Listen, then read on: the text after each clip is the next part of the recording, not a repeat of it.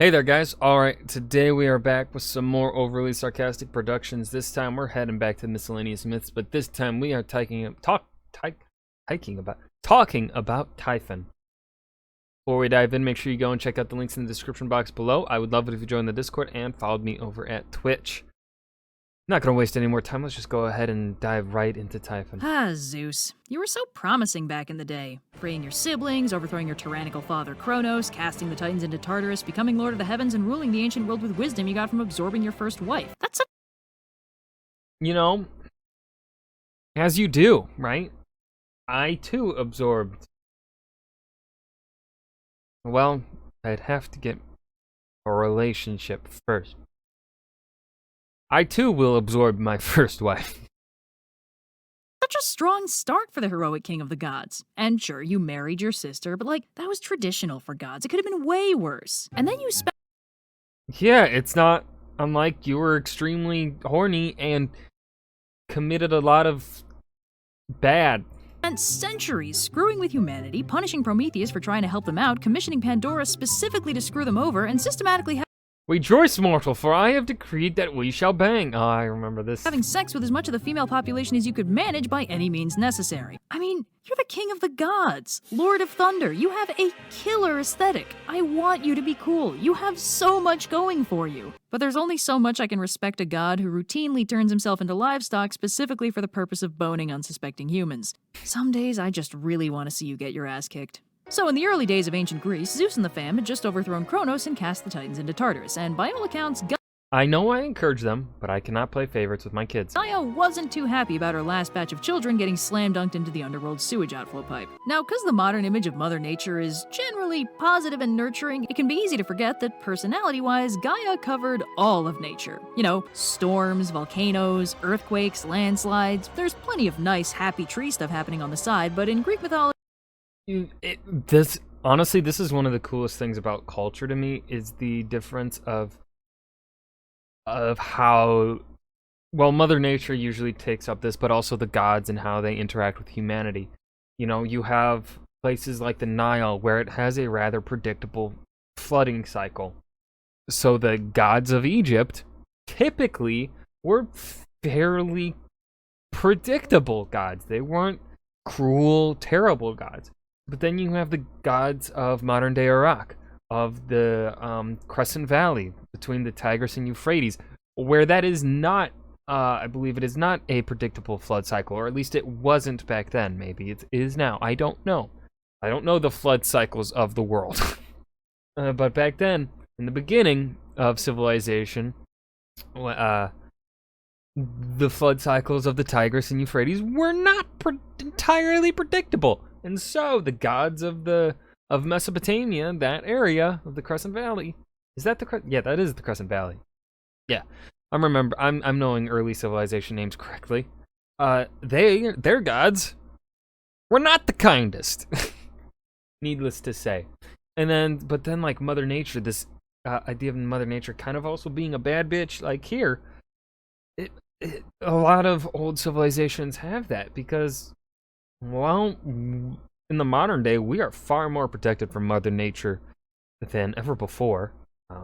Even though Mother Nature is working on killing us because, well, due to what humanity is doing to Mother Nature's fighting back, and Mother Nature's going to make this planet uninhabitable for us. But really, it's humans making it uninhabitable for us.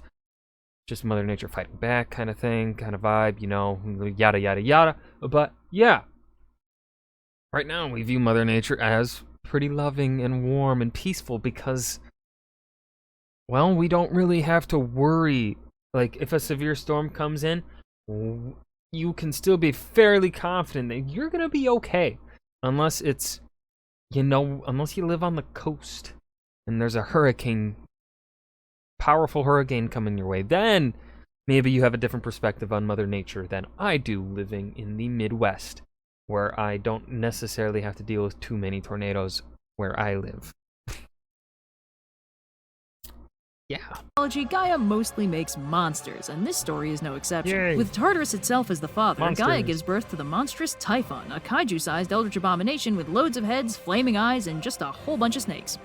That's hot. Now, Typhon is unironically the biggest threat in Greek mythology. While primordial titans like Gaia and Uranos were physically bigger, they also had a lot less agency and didn't tend to directly oppose the gods. And while there were monsters aplenty, most of them were small enough that they could be taken down by one hero at a time, with maybe the bare minimum of divine assistance or the occasional flying horse. Typhon is in a weight class of his own. Physically huge and incredibly powerful, Typhon is more like a force of nature than a monster. He also plays into the Greek mythological succession cycle, where each ruler of the cosmos is successively overthrown by a new generation of gods. With Kronos defeating Uranos and Zeus defeating Kronos, Typhon is next in the lineup to take down Zeus and become the new ruler of the world. But before he starts off on any of the god fighting, the first thing he does is he goes and shacks up with the monstrous half-beautiful nymph, half-giant snake called Echidna. It's not her fault, guys. It was her name first. Anyway, Typhon and Echidna have a bunch of monster babies, including the Chimera, the Hydra, the Sphinx, the Nemean Lion, and Kerberos. With that out of the way, and plenty of antagonists established for future generations of heroes to fight, Typhon marches towards Olympus to smack down some gods. Now, in a couple versions of the story, the Olympians are so spooked by this fire-breathing Godzilla-sized snake monster that they shapeshift into animals and run away all the way to Egypt, which is a little random until you notice that Artemis turns into a cat,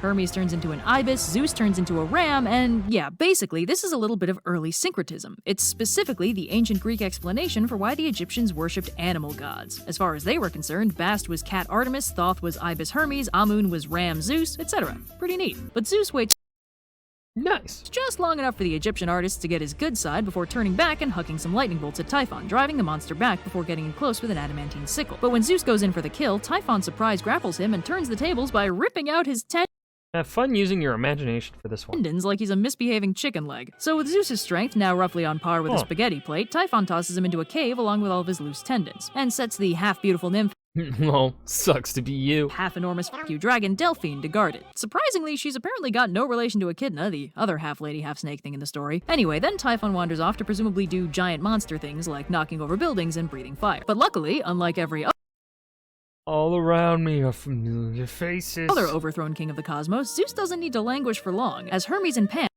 And I find it kind of funny. and sneak into the cave, retrieve his tendons, and restring him like the world's horniest ukulele. Now back at full power and presumably very annoyed, Zeus charges off after Typhon and a truly epic battle commences. Earthquakes, volcanoes, fire everywhere, thunderbolts and lightning, very, very frightening me, you know, the works. Eventually, Zeus's thunderous assault wears Typhon down, and when he tries to run, Zeus responds with his characteristic sportsmanship and drops a mountain on his head. This produces the famous Mount Etna, one of the world's most active stratovolcanoes, and supposedly also the home to Hephaestus' forges, which seems like a bit of a workplace hazard, I'm not gonna lie. Takes a lot of work Yeah, no, not a good place to work, to beat out the inherent dangers of working in an active volcano, but an imprisoned mega kaiju in the next room over manages it pretty handily. Anyway, Typhon's imprisonment is used to explain why Mount Etna is always getting the rumblies, and he's also credited with being responsible for the world's ill winds that cause bad weather or bring storms. And fun fact, despite what one might assume, this is not actually the origin of the word typhoon, since while the etymologies are similar, typhoons don't happen in Europe, only in Asia. The word itself seems to have originated with the Chinese word for big wind, then been reinforced by the Arabic word for cyclonic storm, and finally lightly spiced with the Greek word typhon when it made the jump into English. I think the lesson here is that the real monster was the English language all along.